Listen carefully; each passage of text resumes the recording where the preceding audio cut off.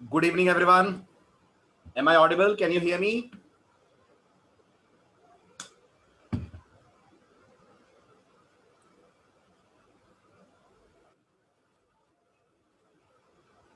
चलिए बढ़ते हैं आगे। अब आज है आपका सबसे क्रूशियल लेक्चर, जो पिछले 4 लेक्चर से आप फंक्शन के बारे में सुनते आ रहे हैं। अब आज उसको करना है आपको एक्चुअल कोड के अंदर कन्वर्ट। ठीक है, तो आज सबसे पहले हम स्टार्ट कर रहे हैं फंक्शन बनाने की 4 टेक्निक्स में से पहली टेक्निक। याद है आपको क्या है? फंक्शन बनाने की 4 टेक्निक में से पहली टेक्निक क्या है? याद है, नहीं याद है?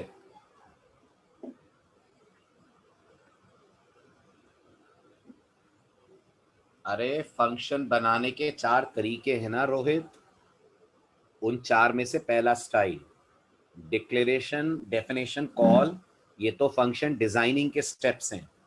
मैं टाइप्स ऑफ फंक्शन की बात कर रहा हूं। कितने तरह के फंक्शन है सी में? 4 तरह के होते हैं ना, है ना। उसमें से पहला स्टाइल क्या होता है? टेक समथिंग रिटर्न समथिंग होता है। तो आज हम लोग टेक समथिंग रिटर्न समथिंग वाला पैटर्न यूज करके अपना खुद का फंक्शन बनाने जा रहे हैं। क्लियर? आ रही है बात समझ? चलिए, तो मैं कोड लिख रहा हूं, आप ध्यान से उस कोड को देखना, फिर इसकी एक एक लाइन को ऊपर से नीचे करते हैं ट्रेस। ठीक, तो टाइटल डाल दें। जो हम बनाने जा रहे हैं that is a function to calculate average of 3 integers using first style of function designing।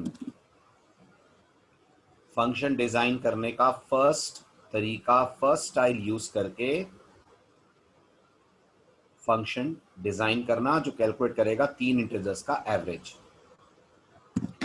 सबसे पहले will start with the usual inclusion of header files.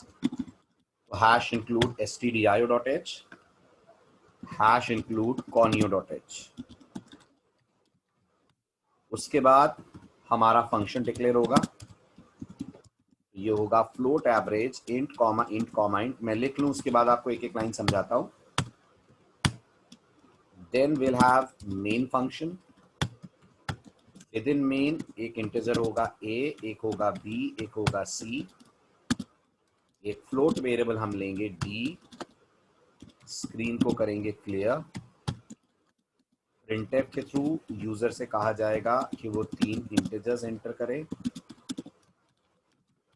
जो भी 3 इंटीजर यूजर देगा, स्कैनफ के थ्रू आप उन्हें स्कैन करेंगे और स्टोर करेंगे अपने वेरिएबल्स a, b और c में। और उसके बाद आप लिखेंगे d is equal to average a, b, c। Then आप लिखेंगे printf average is percentage f, abg, sorry, d, and then the usual get ch and the closing of braces। तो ये प्रिंटर स्कैन वाला पार्ट हो गया, ये average हो गया, ये हो गया गेट ch। देन हम आएंगे फंक्शन डेफिनेशन पे। वो होगा void average integer i, integer j, integer k। अंदर आकर लिखा जाएगा float x is equal to float of i plus j plus k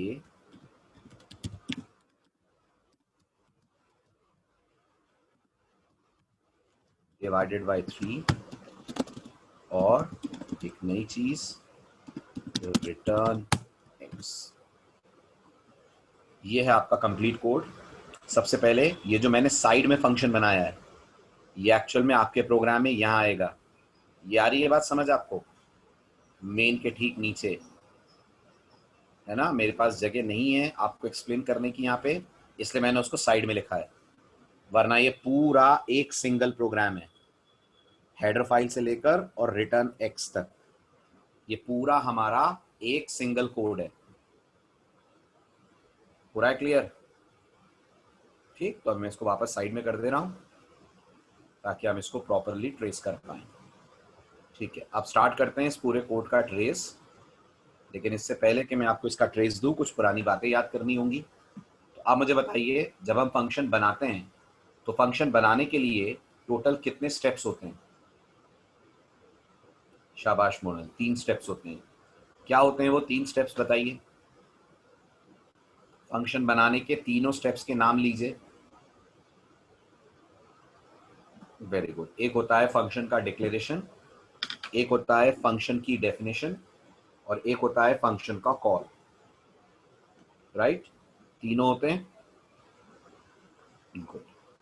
अब यहां अगर आप नोटिस करें तो ये जो आप देख रहे हैं ये पूरा, इनफैक्ट इसको ऐसे करना चाहिए, ये पूरा float average int comma int comma int, ये है आपके फंक्शन का डिक्लेरेशन। समझ पा रहे हैं? और इसी का दूसरा नाम है फंक्शन प्रोटोटाइप। बताइए हाँ के ना? ठीक है, ये वाली जो लाइन आपको दिख रही है d equal to average a comma b comma c, ये वाली लाइन अपने आप में है फंक्शन का call. This line is representing call of the function, so this is function call. और ये जो कंप्लीट आप देख रहे हैं यहां से लेकर यहां तक, कहां से? करली ब्रेस से लेकर करली ब्रेस तक, ये है फंक्शन की डेफिनेशन, या इसी को कहेंगे फंक्शन की BODY, बॉडी। ये 3 समझ आए? ओ बिल्कुल सही, बिल्कुल सही। वहां फ्लोट आएगा, मैंने गलती से वॉइड लिख दिया है, सॉरी।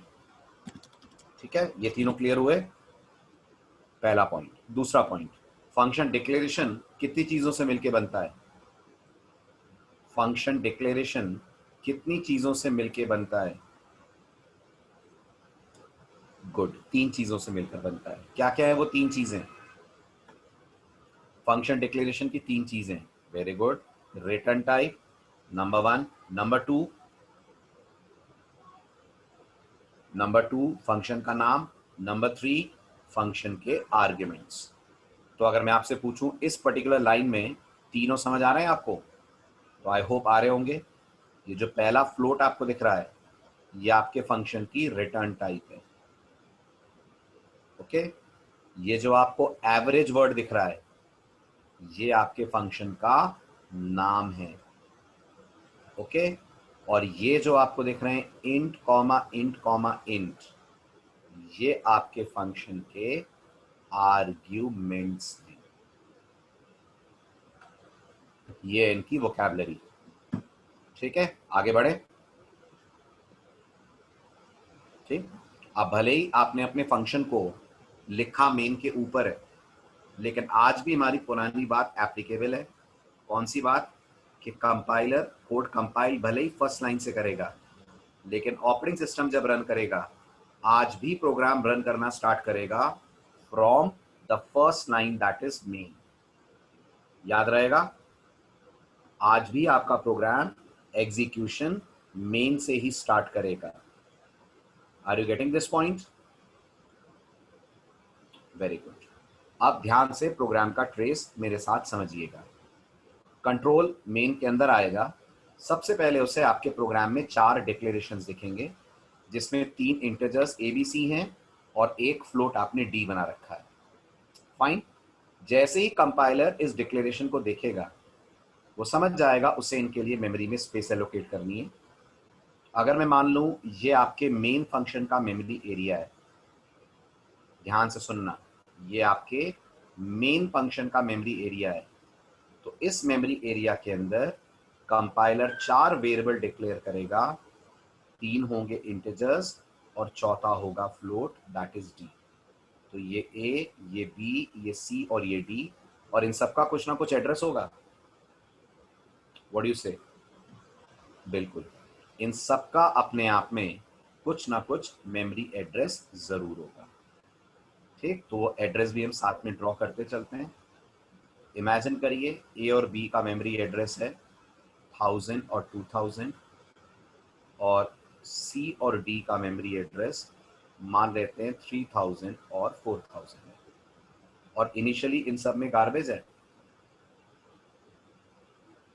बिल्कुल, इन सब की इनिशियल वैल्यू फिलहाल गार्बेज है। ओके, इसके बाद स्क्रीन क्लियर होगी। फिर आप यूजर से बोलेंगे वो आपको 3 इंटीजर्स दे। जो भी 3 इंटीजर यूजर देगा, प्रोग्राम उन्हें ए बी सी के अंदर स्टोर कर देगा। लेट्स इमेजिन यूजर ने आपको इनपुट में दिया 10, 20 और 30। तो ए बी सी में वैल्यू आकर स्टोर हो जाएगी 10, 20 एंड 30। इसके बाद कंपाइलर को दिखेगा आपका statement d equal to average a comma b comma c. अब कंपाइलर इस लाइन को देखकर बहुत अच्छे से ये समझ जाएगा कि 100% ये लाइन फंक्शन का कॉल है। मानते हैं?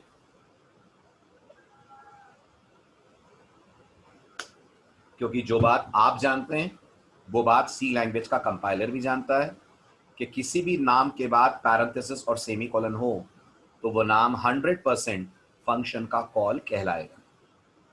अब आता है पहला सवाल, कंपाइलर फंक्शन कॉल देखकर सबसे पहला एक्शन क्या लेता है? सबसे पहला काम कंपाइलर फंक्शन कॉल को देखता है तो क्या करता है? What is the first task which compiler does whenever it finds a function call?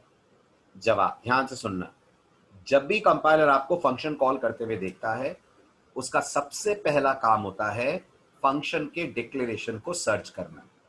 उसका सबसे पहला काम होता है फंक्शन के डिक्लेरेशन को सर्च करना, और कंपाइलर फंक्शन डिक्लेरेशन को सर्च करने के लिए जिस लाइन पे आपने कॉल करा है उस लाइन से ऊपर वाले हिस्से को स्कैन करता है।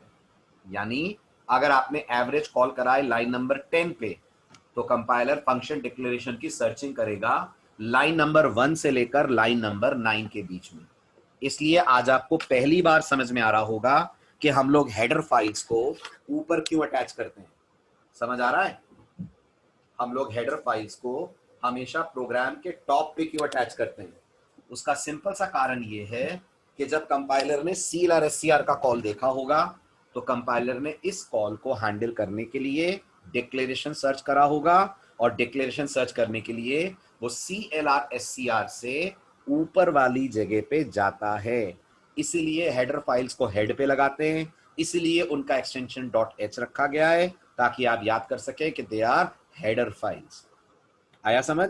हेडर फाइल्स ऊपर ही क्यों लगती हैं? इसका रीजन क्योंकि कंपाइलर, ये C++ के कंपाइलर की बहुत टिपिकल आदत है कि जब भी वो कुछ नया देखते हैं वो हमेशा डिक्लेरेशन सर्च करते हैं जहां यूज हुआ है उससे ऊपर की तरफ जाकर। ये आदत पाइथन में नहीं है, ये आदत जावा में नहीं है, लेकिन ये आदत C++ में है। तो कंपाइलर को जहां भी यूज दिखता है, कंपाइलर उसकी सर्चिंग जहां कॉल हुआ है उससे ऊपर वाली जगह पे जाकर करेगा। चलें आगे। ठीक, अब आइए सेकंड जरूरी बात। अब जब कंपाइलर एवरेज का डिक्लेरेशन सर्च करता हुआ ऊपर पहुंचेगा तो उसे दिखेगा statement float average int comma int comma int. Compiler इसको देखकर समझ जाएगा डेफिनेटली ये आपके फंक्शन का 100% ये आपके फंक्शन का डिक्लेरेशन या प्रोटोटाइप है। अच्छे समझ में आ जाएगा उसको कि ये जो आपने बनाया है ये फंक्शन का डिक्लेरेशन या प्रोटोटाइप है।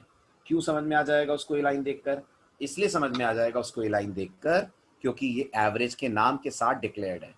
राइट? अब कंपाइलर इत्मीनान से यहां पर रुकेगा, वेट करेगा, टाइम लेगा ये चेक करने का कि जो डिक्लेरेशन आपने दिया है ये क्या आपके कॉल से मैच कर रहा है। क्या मैच कर रहा है, क्या कंपेयर कर रहा है कंपाइलर इस चेकिंग को करने के लिए?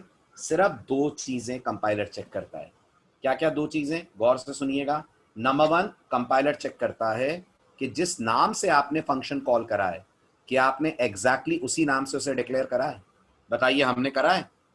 जो कॉल में नाम दिया है और जो डिक्लेरेशन में नाम दिया है क्या वो बिल्कुल सेम है? बिल्कुल परफेक्टली सेम है। हमने नाम दिया है एवरेज का कॉल के वक्त, और हमने डिक्लेरेशन में भी नाम एवरेज दिया है। हाँ कि ना? यस और नो? बिल्कुल लगेगा शैला, डिक्लेरेशन में सेमीकोलन आता है, डिक्लेरेशन बिना सेमीकोलन के नहीं होता कभी भी, राइट? तो कंपाइलर एक तो इस नाम को इस नाम से मैच करेगा। नंबर 2, कंपाइलर इस बात को भी चेक करेगा कि आपने जितने आर्ग्यूमेंट्स यहां से पास करे, कितने पास करे अपन ने कॉल में, पैरेंथेसिस के अंदर कितना डेटा पास करा है अपन ने? 3। क्या आपने एग्जैक्टली फंक्शन के डिक्लेरेशन में भी तीनों आर्ग्यूमेंट्स डिक्लेयर करें? दैट मीन्स ये जो आप इंट इंट इंट देख रहे हैं, ये हम उतनी बार लिखते हैं जितने यहां से हमें पास करने पड़ते हैं आर्ग्यूमेंट्स। आप ये नहीं सोच सकते कि सर मैं यहां एक बार इंट लिखकर यहां से ABC तीनों पास नहीं कर सकता, तीनों इंटीजर ही तो है। नहीं कर सकते। फंक्शन का डिक्लेरेशन आपको आर्ग्यूमेंट में हर आर्ग्यूमेंट की डेटा टाइप अलग से बताने को कहता है। जब तक आप आर्ग्यूमेंट की डेटा टाइप सेपरेटली नहीं बताएंगे, तब तक कॉल में आप उन्हें सेपरेटली पास भी नहीं कर पाएंगे। समझ आ रही है बात? हो रहा है क्लियर? तो अगर आपको यहां से 3 आर्गुमेंट पास करने हैं, तो आपको तीनों की डेटा टाइप इंडिविजुअली आर्ग्यूमेंट्स में करनी पड़ेगी मेंशन। अगर आपको लग रहा है तो सर अगर मुझे 10 इंटीजर का एवरेज निकालना होता तो फिलहाल आपको 10 बार इंट इंट इंट लिखना पड़ता। अगले वीक इस प्रॉब्लम को आप सॉल्व कर पाएंगे जब आप 10 इंटीजर्स पास ना करके पॉइंटर्स की मदद से 10 इंटीजर का पास कर लेंगे एरे। समझ आई बात?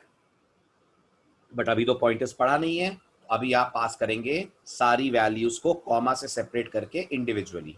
ये कंपाइलर की जिद है, शर्त है, इसे हमें मानना पड़ेगा। ऐसा नहीं हो सकता कि डिक्लेरेशन में 3 इंट हो और कॉल में 4 चले जाएं। ऐसा भी नहीं हो सकता कि कॉल के अंदर 3 इंट हो और डिक्लेरेशन में 4 इंट आ जाएं। एग्जैक्टली जितने आर्ग्यूमेंट्स डिक्लेरेशन में आपने मेंशन करें, उतने ही यहां से आप करेंगे पास। समझ आई स्टोरी? अब आपसे अगर कोई पूछता है जो तुमने कहानी सुनाई कि कंपाइलर कॉल देखता है तो डिक्लेरेशन और कॉल को मैच करता है, नाम मैच करता है, आर्गुमेंट मैच करता है, ये पूरे प्रोसेस को क्या बोलते हैं? तो याद रखिएगा, इस पूरे प्रोसेस को सी लैंग्वेज में बुलाते हैं प्रोटोटाइप चेकिंग। तो जब इंटरव्यू में आपसे पूछा जाएगा कंपाइलर फंक्शन कॉल के बाद सबसे पहले क्या करता है, तो आप शॉर्ट में आंसर देंगे कंपाइलर प्रोटोटाइप चेकिंग करता है। याद रखिएगा, कंपाइलर आप कहेंगे प्रोटोटाइप चेकिंग करने का काम करता है। आई बात समझ? हुआ पॉइंट क्लियर? ठीक है। और इसी दौरान अगर कोड में कंपाइलर को एरर दिखती है तो वो बन जाती है प्रोटोटाइप एरर। सुना है ना ये नाम आपने? इसी दौरान आपके कोड में अगर कोई एरर आती है तो कंपाइलर के लिए वो बन जाती है prototype error. Are you getting this? ठीक, चलिए अब आते हैं पार्ट 2 पे।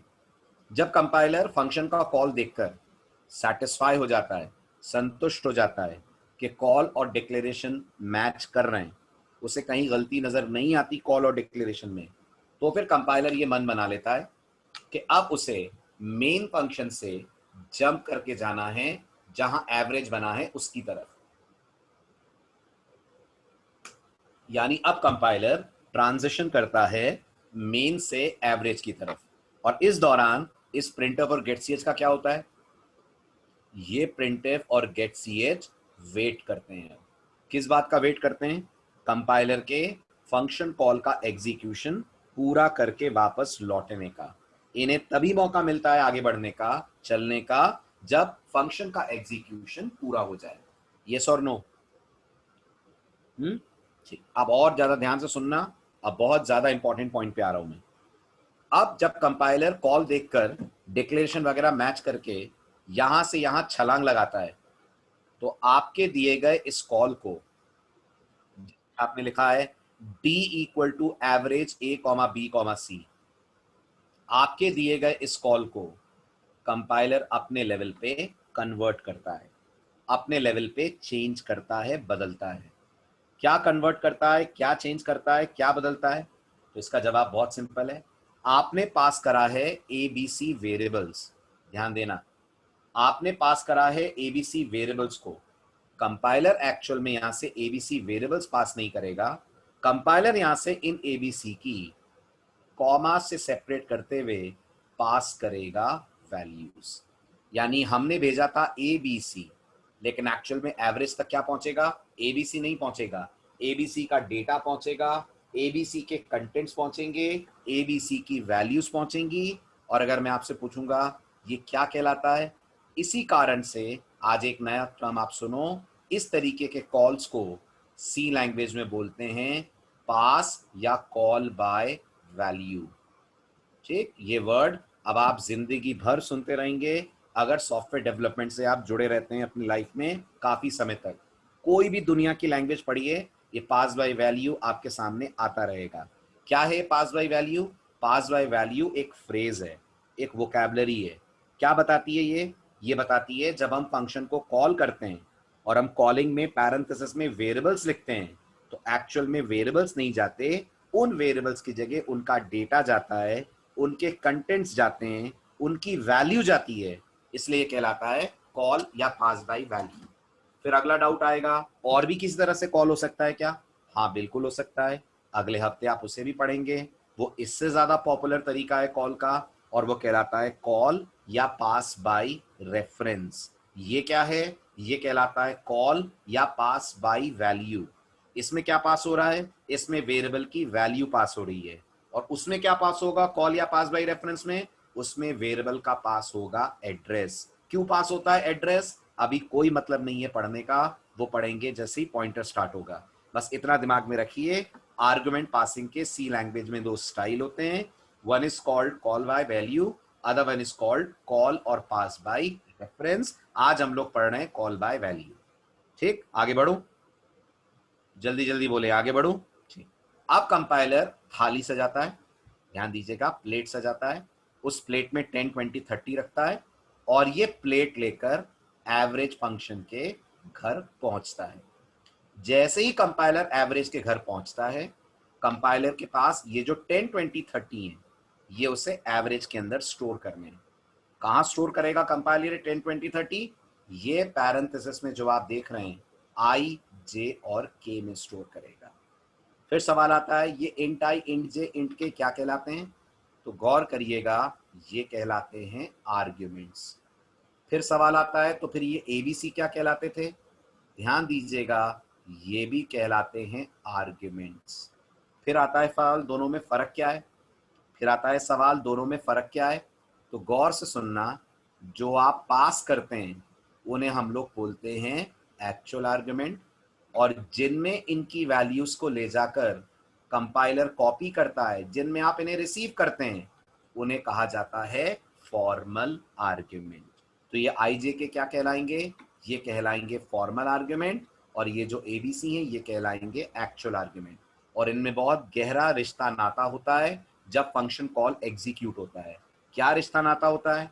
यहां से ए की वैल्यू, ध्यान दीजिएगा, जाकर कॉपी हो जाएगी पहले वाले फॉर्मल आर्ग्यूमेंट आई में, बी की वैल्यू जाकर कॉपी हो जाएगी दूसरे वाले फॉर्मल आर्ग्यूमेंट जे में, और सी की वैल्यू 30 जाकर कॉपी हो जाएगी तीसरे वाले फॉर्मल आर्ग्यूमेंट के में। इसका मतलब अब कंपाइलर मेमोरी में एवरेज फंक्शन को लोड करेगा, एवरेज फंक्शन के साथ 3 वेरिएबल्स भी लोड करेगा, जिनमें आज पहली और आखिरी बार आप देखेंगे इनिशियलाइजेशन कंपाइलर द्वारा करा जाएगा। आज तक आप जब से सी पढ़ रहे हैं ये सुनते आए हैं, हर वेरिएबल जब डिक्लेयर होता है तो उसकी डिफॉल्ट वैल्यू गार्बेज होती है, हाँ के ना? होती है ना? लेकिन आज नहीं होगी। आज इस आई के अंदर अपने आप कंपाइलर असाइन करेगा ए की वैल्यू 10, इस जे के अंदर बी की वैल्यू 20, और इस के अंदर सी की वैल्यू जो हमारे केस में है 30। यानी फॉर्मल आर्ग्यूमेंट्स को इनिशियलाइज अपने आप कंपाइलर करता है, हम प्रोग्रामर्स को नहीं करना पड़ता, हमें सिर्फ इन्हें कॉमा से सेपरेट करके प्रोग्राम में करना पड़ता है डिक्लेयर। तो हमारा काम सिर्फ इन्हें डिक्लेयर करना है, इन्हें इनिशियलाइज करना कंपाइलर की अहम जिम्मेदारी माना गया है। इसमें मैं और आप कुछ नहीं करते हैं। सो डोंट गेट कंफ्यूज्ड कि सर आपने आई में इक्वल टू तो लगाया नहीं है, तो आप कैसे दिखा रहे हैं कि इसमें 10 आ जाएगा? मुझे और आपको इक्वल टू लगा हुआ नहीं दिख रहा है। अंदर की बात यह है कि ये इंट आई एक्चुअल में int I equal to 10, int J actual में इंट जे इक्वल टू 20, और इंट के इक्वल टू 30 में कन्वर्ट हो जाएगा। बट आप इसको लिखने की गलती मत करना, ये मत सोचना कि सर हम ऐसे लिख सकते हैं, नहीं लिख सकते हैं। आपको तो सिर्फ लिखना है इंट आई कॉमा इंट जे कॉमा इंट के। ये जो आप देख रहे हैं ये आपके लिए कर रहा है सी लैंग्वेज का कंपाइलर, आपको इसमें कुछ नहीं करना है। This is automatically done by the compiler. अब आता है अगला जरूरी सवाल, ये जो आई जे के हमने बनाए हैं इनका मेमोरी एड्रेस क्या होगा? क्या इनका मेमोरी एड्रेस भी बिल्कुल एबीसी के जैसा होगा? वैल्यू तो एबीसी के जैसी हो गई, क्या एड्रेस भी इनका एबीसी के जैसा होगा? तो जवाब है बिल्कुल नहीं, हरगिज नहीं। कभी भी प्रोग्रामिंग में दो वेरिएबल्स का एड्रेस सेम नहीं हो सकता। जैसे इंडिया में दो लोगों का आधार सेम नहीं हो सकता, आपके कॉलेज में दो लोगों का रोल नंबर सेम नहीं हो सकता, बिल्कुल ऐसे कभी भी किसी प्रोग्राम में दो वेरिएबल्स का एड्रेस सेम नहीं हो सकता। तो आईजेके का एड्रेस क्या होगा?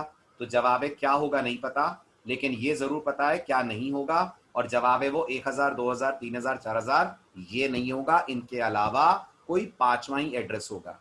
तो अपन मान लेते हैं आई का एड्रेस 1050 है, अपन मान लेते हैं जे का एड्रेस 2050 है, अपन मान लेते हैं के का एड्रेस 3050 है। ये हमारे आई जे के वेरिएबल्स और ये उनके करस्पॉन्डिंग एड्रेसेस हैं। अगली जरूरी बात, हम आई जे के का नाम क्या रख सकते हैं? हम आई जे के का नाम और क्या रख सकते हैं? आई जे के ना रखें तो हम आई जे के का नाम कुछ भी रख सकते हैं। क्या हम इनका नाम एबीसी भी रख सकते हैं? बिल्कुल रख सकते हैं। एक्चुअल और फॉर्मल आर्गुमेंट्स का नाम सेम भी अलाउड है, एक्चुअल और फॉर्मल आर्गुमेंट्स का नाम डिफरेंट होना भी अलाउड है। अच्छा क्या है? अच्छा कुछ नहीं है, ये न्यूट्रल डिसीजन है, आपको जैसा पसंद आए आप वैसा करिए। आपको सेम नाम अच्छा लगता है, आप एक्चुअल और फॉर्मल को सेम नाम दीजिए, आपको दोनों को अलग अलग नाम देना पसंद है, आप दोनों को अलग अलग नाम दीजिए। कंपाइलर का कुछ नहीं कहना है इसमें कि नाम सेम होना चाहिए कि नाम अलग होना चाहिए, ये प्रोग्रामर डिसाइड करे उसे एक्चुअल फॉर्मल सेम नाम से बनाने या एक्चुअल फॉर्मल के नाम उसको अलग अलग करने। आ रही है बात समझ? जल्दी जल्दी जवाब दें, इतना क्लियर हो रहा है? इसलिए ये आपकी इच्छा है, आपकी पसंद है कि एक्चुअल आर्गुमेंट और फॉर्मल आर्गुमेंट सेम नाम के साथ बनाए जाएंगे या इनके नाम एक दूसरे से डिफरेंट करे जाएंगे, राइट? लेकिन याद रखना, नाम सेम हो या नाम डिफरेंट हो फर्क नहीं पड़ता, एड्रेस हर हाल में दोनों का डिफरेंट होता है। हुआ क्लियर? ठीक है, अब आइए एक्सप्लेनेशन का लास्ट पार्ट। अब कंपाइलर एवरेज फंक्शन की बॉडी में एंटर करेगा, जब एंटर करेगा तो यहां पर एक फ्लोट एक्स नाम का स्टेटमेंट दिखेगा। अब सवाल आता है ये एक्स कौन है? तो याद रखिएगा ये जो एक्स आपने बनाया है ये प्रोग्रामिंग वर्ल्ड में कहलाता है लोकल वेरिएबल। लोकल वेरिएबल मतलब लोकल वेरिएबल नाम उन वेरिएबल्स के लिए यूज होता है जो फंक्शन की बॉडी के अंदर डिक्लेयर करे जाते हैं, फंक्शन के लगाए गए कर्ली ब्रेसेस के अंदर डिक्लेयर करे जाते हैं। फिर नेक्स्ट डाउट आता है इस एक्स और आई जे के में क्या अंतर है? तो इस एक्स और आई जे के में एक अंतर तो आपको दिख गया, आई जे के को बुलाते हैं फॉर्मल आर्गुमेंट, एक्स को बुलाएंगे लोकल वेरिएबल। दूसरा अंतर क्या है? दूसरा अंतर इनकी डिफॉल्ट वैल्यू का है। एक बार फिर बताइए मुझे, आई जे के में डिफॉल्ट वैल्यू क्या आई थी? जल्दी बोलिए, आई जे के में डिफॉल्ट वैल्यू क्या आई थी? गार्बेज, क्या कहते हैं? क्या आई जे के गार्बेज से इनिशियलाइज हुए? व्हाट डू यू से?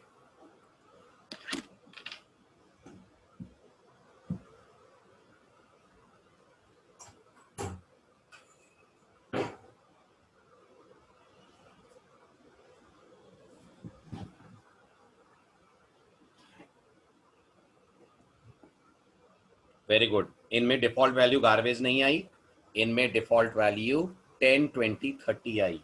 कहां से आए 10 20 30? एक बार फिर बताइए जल्दी से, 10 20 30 आई जे के में कहां से आया? अपन ने असाइन करा क्या? हम प्रोग्रामर्स ने दिया क्या ये 10 20 30? वेरी गुड, ये हमने नहीं दिया है, ये अपने आप आएगा कंपाइलर की तरफ से जब वो एक्चुअल का डेटा फॉर्मल में कॉपी करेगा। आया समझ? वेरी गुड, ठीक है। लेकिन ये जो x आप देख रहे हैं इस x में डिफॉल्ट वैल्यू गार्बेज ही आएगी। ये सोचना बिल्कुल गलत होगा कि सर कंपाइलर क्या x को इनिशियलाइज नहीं करेगा? बिल्कुल नहीं करेगा। इनिशियलाइजेशन सिर्फ आर्ग्यूमेंट्स का होता है, लोकल वेरिएबल्स का नहीं होता है। समझ रहे हैं? बहुत जरूरी बात। इनिशियलाइजेशन सिर्फ आर्ग्यूमेंट्स का होता है, लोकल वेरिएबल्स का नहीं होता है। ठीक है, इसलिए इस x में आएगा गार्बेज। ठीक, आप ये भी नहीं बोल सकते कि सर मैं x को अंदर डिक्लेयर ना करके k के साइड में कर दूं इन फ्लोट x, तो ये आर्गुमेंट बन जाएगा। नहीं कर सकते। अगर आपने k के साइड में फ्लोट x लिखा तो बताइए नंबर ऑफ फॉर्मल आर्गुमेंट कितने हो जाएंगे? 4। और नंबर ऑफ एक्चुअल आर्गुमेंट कितने हैं? 3। 3 के साथ 4 का कोई मेल नहीं होगा और कंपाइलर दे देगा एरर। समझ आ रही है मेरी बात? तो किसी भी फंक्शन को एग्जैक्टली उतने ही आर्गुमेंट्स के साथ कॉल करा जाता है जितने आर्गुमेंट डिक्लेरेशन के अंदर आपने मेंशन करे हैं, और उतने ही आर्गुमेंट के साथ डिफाइन करा जाता है जितने आर्गुमेंट्स आपने पास करे हैं। आ रहा है समझ?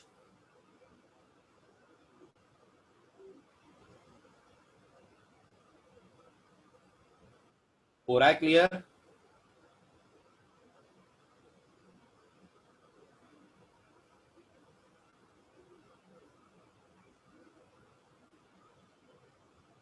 राइट, चलिए अब नेक्स्ट पॉइंट सुनिए गौर से।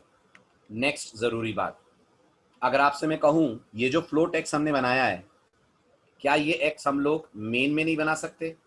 यहां से शिफ्ट कर दें और मेन में बना दें और यहां यूज कर लें?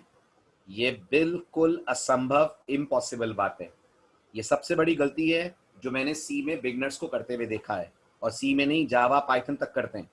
हमेशा याद रखिएगा, अगर कोई वेरिएबल करली ब्रेसेस के अंदर बनता है तो वो क्या कहलाता है? एक बार फिर बताएं। वो कहलाता है लोकल वेरिएबल। और अगर कोई वेरिएबल लोकल वेरिएबल है तो वो अपने ब्लॉक से बाहर आकर कभी भी एक्सेस नहीं हो सकता। तो ये करने की गलती कभी मत कीजिएगा कि हम यहाँ फ्लोट एक्स लिख देते हैं एक मेन में आकर, फिर यहाँ पर एक्स नहीं बनाएंगे और फिर हम लोग डायरेक्ट इस एक्स को यूज करेंगे। अगर आपने मेन में फ्लोट एक्स लिखा तो याद रखिएगा उस एक्स को यूज करने का हक भी कंपाइलर सिर्फ मेन को देगा। समझ आ रहा है? तो जो वेरिएबल जिस फंक्शन में डिक्लेयर होते हैं वो उसी फंक्शन में यूज हो सकते हैं, या आप इसका वाइस वर्सा बोल लीजिए, जिस वेरिएबल को जहां यूज होना है उसे डिक्लेयर भी आप वहीं पे करेंगे। आ रही है बात समझ? गुड। ठीक, अब कंपाइलर एक्स को डिक्लेयर करेगा। मान लेते हैं एक्स का मेमोरी एड्रेस अपने आप में 4050 है। कोड आगे बढ़कर अब कैलकुलेट करेगा एक्स के लिए एवरेज की वैल्यू। एवरेज कैलकुलेट होगा 10 + 20 + 30 डिवाइडेड बाई 3। कितना हो रहा है? जल्दी जल्दी बोलिए, कितना हो रहा है? 60 divided by 3। 60 divided by 3 will give us 20, और क्योंकि आपने फ्लोट लगा रखा है तो ये बन जाएगा 20.000000 होगा। ठीक है, ये आपके वेरिएबल एक्स में आ जाएगा। ये जो एक्स वेरिएबल है, हमें इसकी वैल्यू मेन फंक्शन को वापस लौटानी है। क्यों वापस लौटानी है मेन को? क्योंकि हमारे फंक्शन ने ऐसा करने का प्रॉमिस करा है। कब कर लिया फंक्शन ने ऐसा करने का प्रॉमिस? अपनी रिटर्न टाइप फ्लोट लिखकर कर लिया। अगर रिटर्न टाइप फ्लोट है तो इसका मतलब है फंक्शन अपना काम खत्म करके कुछ ना कुछ वैल्यू रिटर्न करेगा। गौर से सुनिएगा, फंक्शन अपना काम खत्म करके कुछ ना कुछ वैल्यू रिटर्न करेगा, कुछ ना कुछ डेटा देगा, क्योंकि आपने रिटर्न टाइप की जगह पर यहाँ फ्लोट मेंशन करा हुआ है।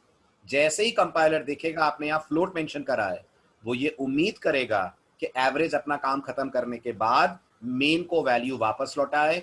और कोई भी फंक्शन जब वैल्यू वापस लौटाना चाहता है तो वो सी लैंग्वेज का एक कीवर्ड यूज करता है, जिस कीवर्ड का नाम होता है रिटर्न, जिसके साथ हम लोग पास करते हैं वो वैल्यू जो हमें फंक्शन से रिटर्न करानी है। पैरेंथेसिस यहाँ पर ऑप्शनल होता है। आप ऐसे भी लिख सकते हैं रिटर्न पैरेंथेसिस में वैल्यू, और आप ऐसे भी लिख सकते हैं विदाउट पैरेंथेसिस वैल्यू। क्या करता है रिटर्न? रिटर्न वही करता है जो रिटर्न के नाम से आपको समझ में आ रहा होगा। रिटर्न के कारण आप कंपाइलर को ऑर्डर देते हैं, आदेश देते हैं कि यहां से वापस चले जाओ, और वापस जाते जाते अपने साथ एक्स वेरिएबल की वैल्यू भी लेकर जाना। वापस जाते जाते अपने साथ एक्स वेरिएबल की वैल्यू भी लेकर जाना। तो क्या है एक्स वेरिएबल की वैल्यू इस समय बताइए?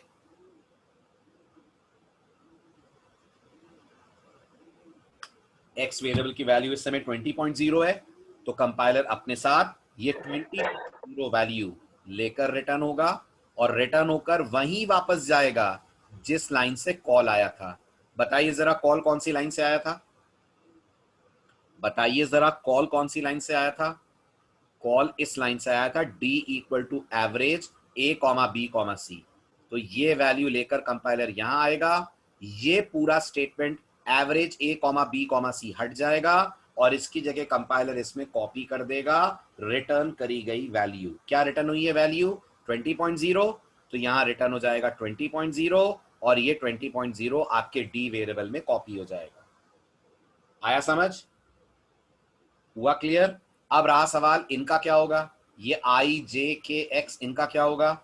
तो ये मेमोरी से डिस्ट्रॉय कर दिए जाएंगे। याद रखें, जब भी कंट्रोल फंक्शन से वापस लौटता है, फंक्शन को अनलोड करके लौटता है।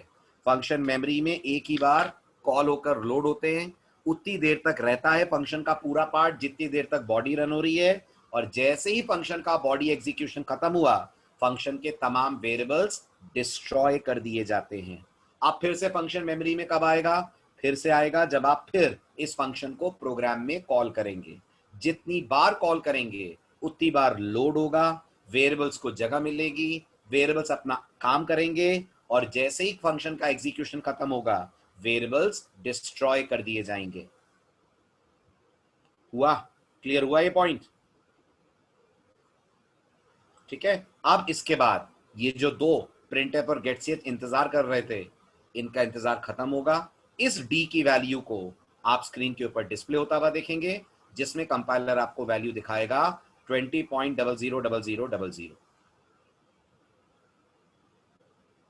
परसेंटेज में गार्बेज होगा, मतलब एक्स में गार्बेज तो तब होगा ना जब डिक्लेयर हुआ था, फिर हमने एक्स में वैल्यू असाइन कर तो दी, फिर गार्बेज क्यों होगा?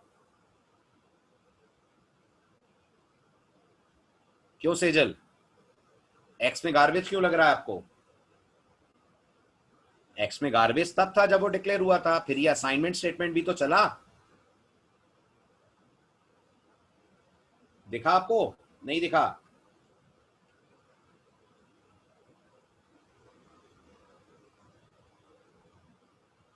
चले आगे। चलिए अब आपको जरा रिटर्न के बारे में दो तीन जरूरी बातें और बता दूं। तो सबसे पहले, व्हाट इज रिटर्न? ये रिटर्न है क्या? तो जवाब है इसका, return is a keyword. Remember this, return C programming का कीवर्ड होता है। First point. ठीक, क्या करते हैं हम रिटर्न से? We use return for returning back a value to the caller function. समझ में आ रहा है कॉलर किसे बोल रहे हैं? कॉलर किसे बोल रहे हैं? जल्दी जल्दी बोलिए। वेरी गुड, यहां मेन है। और इन जनरल कॉलर कौन है? इन जनरल कॉलर वो है जो फंक्शन को कॉल करे। फिलहाल मेन ने कॉल करा है, तो मेन कहलाएगा caller function. Then third, return का सिंटेक्स क्या होता है? तो रिटर्न का सिंटेक्स कुछ ऐसा होता है कि आप रिटर्न लिखते हैं, रिटर्न लिखने के बाद आप पैरेंथेसिस लगाएंगे और पैरेंथेसिस के अंदर एक वैल्यू रिटर्न करेंगे। हालांकि रिटर्न के साथ पैरेंथेसिस लगाना, याद रखिएगा, ऑप्शनल है। आप ऐसे भी रिटर्न लिखते हैं तो भी कंपाइलर को कोई आपत्ति नहीं है। आ रहा है समझ? नहीं शैला, नेस्टेड फंक्शन कॉल होते हैं, नेस्टेड फंक्शन डेफिनेशंस या डिक्लेरेशंस नहीं होते। आ रहा है समझ? आप एक फंक्शन में दूसरा फंक्शन कॉल कर सकते हैं, लेकिन एक फंक्शन में दूसरा फंक्शन डिफाइन नहीं कर सकते हैं। Doubt solve?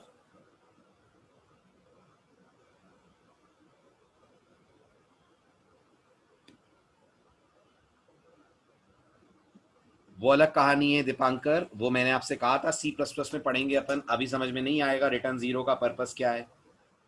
अभी बस इतना समझ लीजिए, वो ऑपरेटिंग सिस्टम को जीरो रिटर्न हो रहा है। आ रहा है समझ? हुआ क्लियर? हाँ उसी पे आ रहा हूँ, उसी पे आ रहा हूँ अब। ठीक है, आप सुनिए ध्यान से, रिटर्न लिखने के अलग अलग स्टाइल्स क्या क्या हैं। हाँ बिल्कुल, वो आप सी प्लस प्लस में पढ़ेंगे ना, नहीं लिखते हैं तो कंपाइलर बाय डिफॉल्ट रिटर्न कर देता है वहां से, लेकिन ऐसा हर कंपाइलर या हर आईडी नहीं करता है।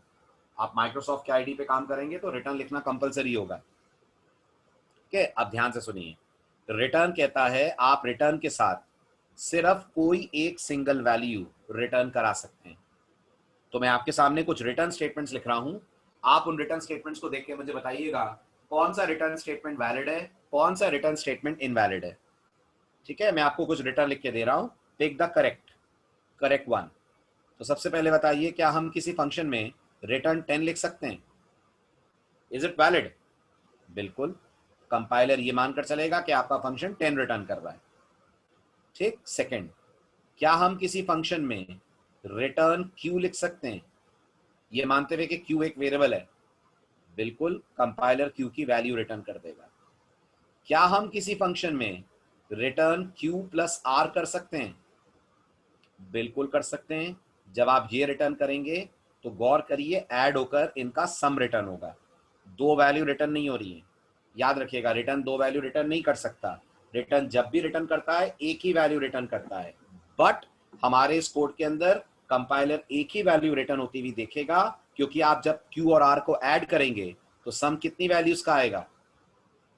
दो वैल्यूज का सम आएगा, लेकिन सम तो एक ही होगा ना, सम तो एक ही होगा ना, इसलिए यहां से ये रिटर्न भी वैलिड है। फिर अगला आता है, क्या हम ये रिटर्न लिख सकते हैं, रिटर्न पी कॉमा क्यू? तो लिख तो सकते हैं, लेकिन याद रखिएगा ये एक्चुअल में कन्वर्ट हो जाएगा रिटर्न पी में।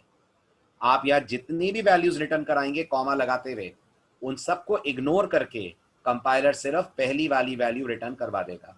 और अगर आपने बिना पैरेंथेसिस के लिखा, सॉरी, इसमें कंपाइलर क्यू रिटर्न कराएगा, ध्यान दीजिएगा पहले वाले में। और अगर आपने बिना पैरेंथेसिस के लिखा तो कंपाइलर पी रिटर्न कराएगा। याद रखिएगा, ये वाला रिटर्न रिटर्न पी में कन्वर्ट हो जाएगा, और ये वाला return return P comma Q return Q में कन्वर्ट हो जाएगा। इसका मतलब आप किसी भी तरह से दो वैल्यू रिटर्न नहीं करा सकते हैं। ये सी लैंग्वेज का सिंटेक्स है कि अगर आप पैरेंथेसिस लगाकर कॉमा लगाकर मल्टीपल वैल्यूज रिटर्न करेंगे तो लास्ट वैल्यू रिटर्न होगी, और अगर आप पैरेंथेसिस हटा देंगे सिर्फ रिटर्न पी कॉमा क्यू लिखेंगे तो कंपाइलर फर्स्ट वैल्यू रिटर्न करेगा। राइट, ये सी लैंग्वेज का सिंटेक्स रूल है रिटर्न के लिए। हाँ, एक्स डिस्ट्रॉय होगा ना तनिष, जब यहां से रिटर्न होकर जाएंगे तो कंपाइलर एक्स की वैल्यू ले जाएगा 20.0 और एक्स वेरिएबल को खत्म कर देगा। आ रहा है समझ? ठीक है, अब अगला पॉइंट सुनिए गौर से, क्या हम return P comma return Q लिख सकते हैं? एक साथ दो रिटर्न नहीं लिख सकते, एक के बाद एक लिख सकते हैं क्या? नहीं लिख सकते हैं। This will give error. क्या होगा? कंपाइलर इस वाले रिटर्न को देखकर आपसे बोलेगा अनरीचेबल कोड। अनरीचेबल कोड का क्या मतलब होता है? अनरीचेबल कोड का मतलब होता है, वो आपको याद दिलाएगा कि ये वाला स्टेटमेंट किसी हालत में एग्जीक्यूट नहीं हो सकता। आ रही है बात समझ? ठीक है, इसलिए overall a function can return how many values? Overall a function can return how many values? Only one value. किसी फंक्शन से दो वैल्यू रिटर्न कराने की एक्सपेक्टेशन रखना गलत है। फंक्शन कभी दो वैल्यू रिटर्न नहीं करते, वो जब भी रिटर्न करेंगे सिंगल वैल्यू ही रिटर्न करेंगे। आ रहा है समझ?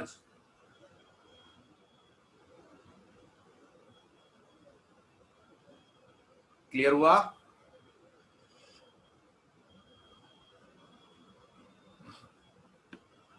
ठीक है, अब एक और जरूरी बात सुनिए फंक्शंस के बारे में।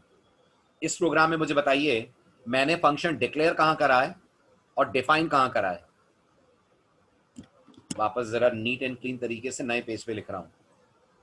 इस कोड को देख के बताइए, हमने एवरेज को डिक्लेयर कहां पे करा है और हमने एवरेज को डिफाइन कहां पे करा है? क्या जवाब देंगे आप मेरे सवाल का?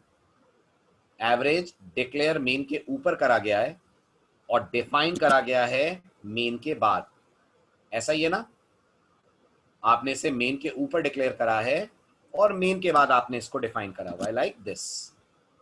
राइट, बट सी प्रोग्रामिंग आपको एक और फैसिलिटी देती है, ठीक है, वो भी हम कई बार यूज कर सकते हैं, और वो ये कि आप ये डिक्लेरेशन हटा दीजिए और ये वाली जो आपने डेफिनेशन लिखी हुई है, ये पूरी डेफिनेशन मेन के ऊपर ले जाकर पेस्ट कर दीजिए। आप फंक्शंस को मेन के ऊपर डायरेक्टली डिफाइन भी कर सकते हैं, ऐसा डिजाइन भी अलाउड है। बट ये मत सोचिएगा फिर तो प्रोग्राम एवरेज से शुरू होगा, बिल्कुल गलत। अभी भी ऑपरेटिंग सिस्टम प्रोग्राम को रन मेन से ही करना स्टार्ट करेगा, और जब यहां कॉल आएगा तो कंपाइलर डेफिनेशन पे जाएगा, ठीक है। और एक चीज गौर से देखिएगा, जब आप फंक्शन को डायरेक्ट डिफाइन करते हैं, डिक्लेयर नहीं करके डायरेक्ट डिफाइन करते हैं, तो लास्ट में जो सेमीकोलन आता था डिक्लेरेशन में, वो सेमीकोलन डेफिनेशन में नहीं आता है, याद रहेगा। यहां गौर से देखिए, अपन ने सेमीकोलन दिया हुआ है, ये रहा टर्मिनेटर, लेकिन वहां नहीं दिया है। एरर आएगी, एरर आएगी। दोनों नहीं कर सकते हैं कुंदन, सिर्फ डिक्लेरेशन ऊपर करके डेफिनेशन नीचे कर दो, या पूरा डेफिनेशन ऊपर कर दो डिक्लेरेशन हटा दो। आ रहा है समझ? दोनों देने को नहीं कह रहा हूं मैं, सिर्फ एक चीज अलाउड है, या तो डिक्लेरेशन दीजिए और या डेफिनेशन दीजिए, दोनों नहीं देंगे।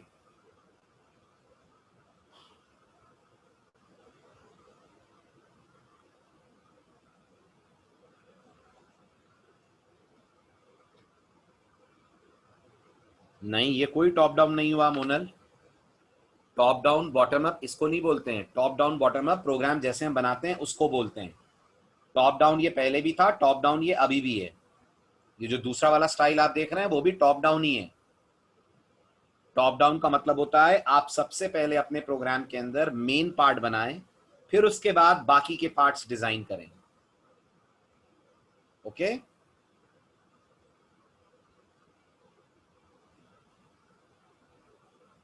पूरा ट्रेस क्लियर हो गया? समझ में आ गई एक एक बात? गुड। अब आपको जो टास्क करना है वो, जैसे मैंने फंक्शन बनाया है बिल्कुल वैसे आपको एक फंक्शन बनाना है, और आपके लिए टास्क है write a program to create a function called factorial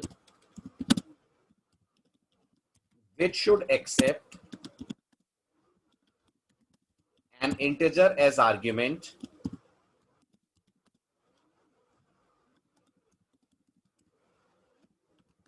and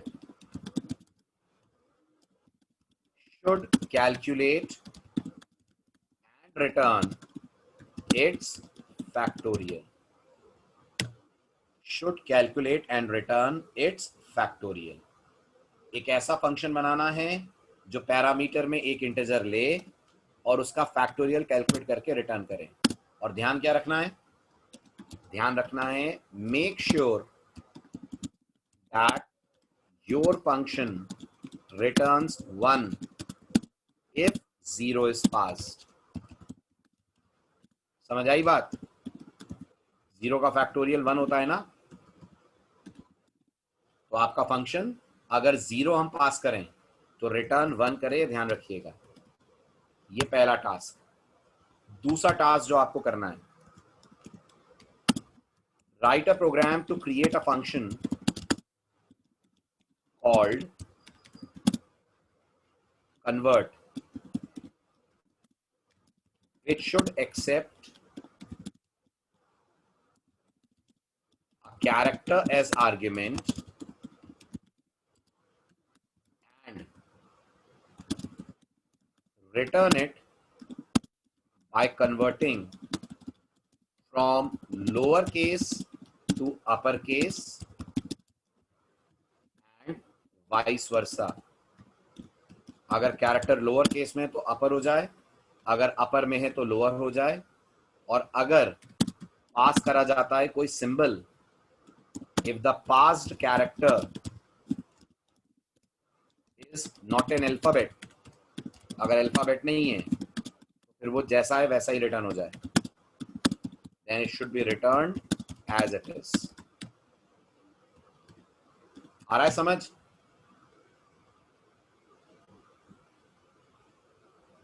vice versa का मतलब होता है समीक्षा उल्टा। अगर मैं लोअर दे रहा हूं तो अपर आ रहा है, और अगर मैं अपर दूं तो लोअर आए।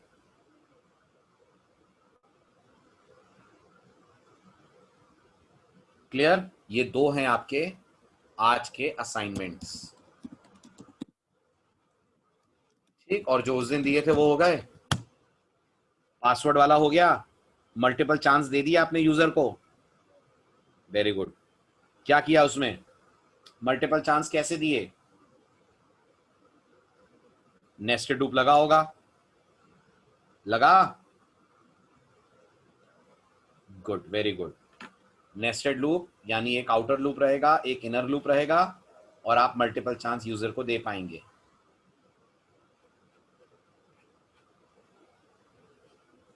ठीक है, चलिए आइए अब आप नेक्स्ट लेक्चर लेते हैं फंक्शन के बाकी के तीनों स्टाइल। ओके, स्क्रीनशॉट्स ले लें।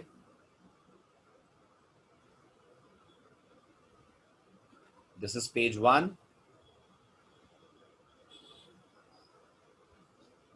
Page 2, page 3। ठीक, okay, bye bye, take care. And page 4, sorry, assignments.